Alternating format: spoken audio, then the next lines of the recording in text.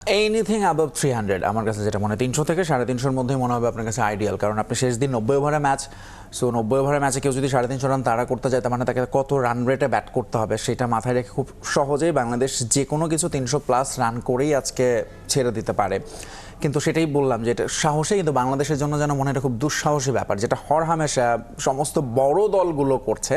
বাংলাদেশ টেস্টে অবশ্যই বড় দল না, ফলে বাংলাদেশ একটু তো ডিফেন্সিভ অ্যাপ্রোচে থাকবে। সেক্ষেত্রে বড় দলের কথা আমরা বলছি, শ্রীলঙ্কাকে কি সেই অস্ট্রেলিয়া ইন্ডিয়ার মতো হয়তো বা বড় দলের মতন মনে আমরা বলতে পারবো না, কিন্তু আলটিমেটলি এই ম্যাচের শুরু থেকেই শ্রীলঙ্কার ব্যাটিং অ্যাপ্রোচটা দেখে মনে হয়েছিল যে তারা ম্যাচটা জয়ের জন্য খেলছে। একেবারেই তাই। বিশেষ করে সেকেন্ড ইনিংসে যেভাবে ব্যাট করেছেন সেঞ্চুরিয়ান থেকে শুরু করে প্রত্যেকেই আসলে একটা যেন রান রেটটাকে মাথায় রেখে, এখন যে আমরা বলি মডার্ন ক্রিকেটে যেটা ইংল্যান্ডের হাত ধরেই হোক বাস বল, সেটা এখন সব দলই একটু ফাস্ট অ্যান্ড ফরওয়ার্ডলি খেলে। আপনি যদি ইন্ডিয়ার খেলা দেখেন ইংল্যান্ডের সঙ্গে, সেখানেও দেখবেন যে প্রত্যেকে বেশ ভালো রান রেটে রান করেছেন।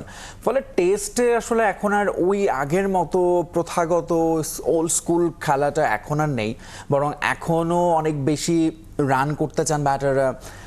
উইকেটের দিকে যদি আপনি দেখেন, গল হচ্ছে পৃথিবীর সবচেয়ে সহজ উইকেটগুলোর একটা, যেখানে ব্যাট করা যায়। আজকে চতুর্থ দিন, তারপরও চতুর্থ দিন গিয়েছে, আজকে পঞ্চম দিন, খুব বেশি টার্ন কিন্তু আমরা উইকেটে দেখিনি, যেটা সম্ভবত চিন্তার হয় সাধারণত। যদিও বাংলাদেশের হয়ে ফোর্থ ইনিংসে নাইম এবং তাইজুল দুজনেই আসলে ভালো একটা অপরচুনিটি পাবেন শ্রীলঙ্কারদের।